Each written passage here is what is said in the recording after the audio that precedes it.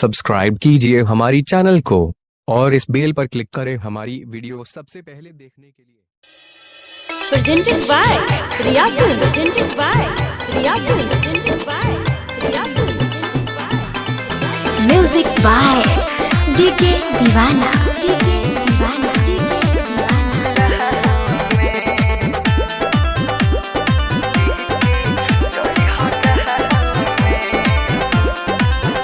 जन शादी के दिन नियाराई गई घरे नरुने वो तोहरी आई गइल। ए जान सुनो ना, जन शादी के दिन नियाराई गई घरे नरुने वो तोहरी आई गइल। जाने जाए से पहले ससुराल में चुमा दे के जई हगाल में। अच्छा ये जाने जाए से पहले ससुराल में चुमा दे के जई हगाल में। तारा ये जरूरी बा, बड़ा जरूरी बहो।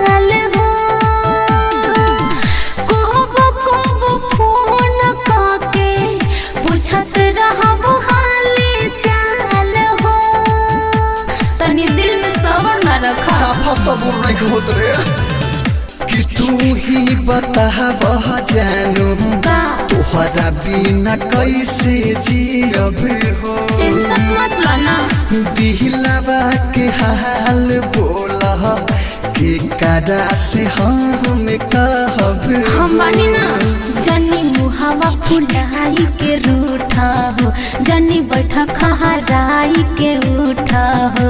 जल्दी के जे जई बुए हाल में तो चुमा दे के जई हगाल में। अरे ना हो, ये जाने जाए से पहले ससुराल में चुमा दे के जई हगाल में। देखा हम अपने एगो टेंशन में बा, हमरा तो सब टेंशन भले बा।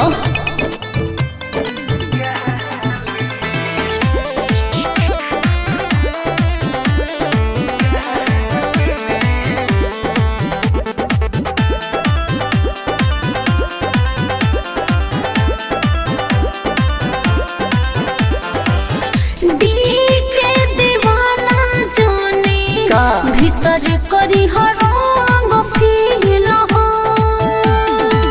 सब कस पहले तोहके दिल बानी अपन दिल हो।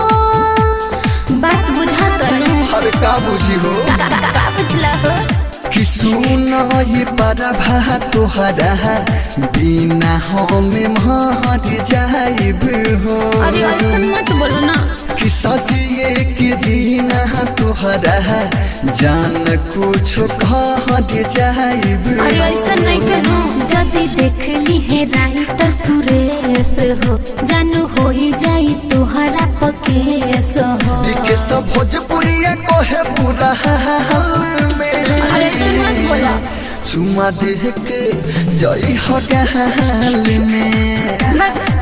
ये जाने जाए से पहले ससुराल में चुमा दे के जई हगाल में। जन शादी के दिन नियाराई गइल घरे नरने व तोहरी आई गइल। जाने जाए से पहले ससुराल में चुमा दे तो अपना गहाल में।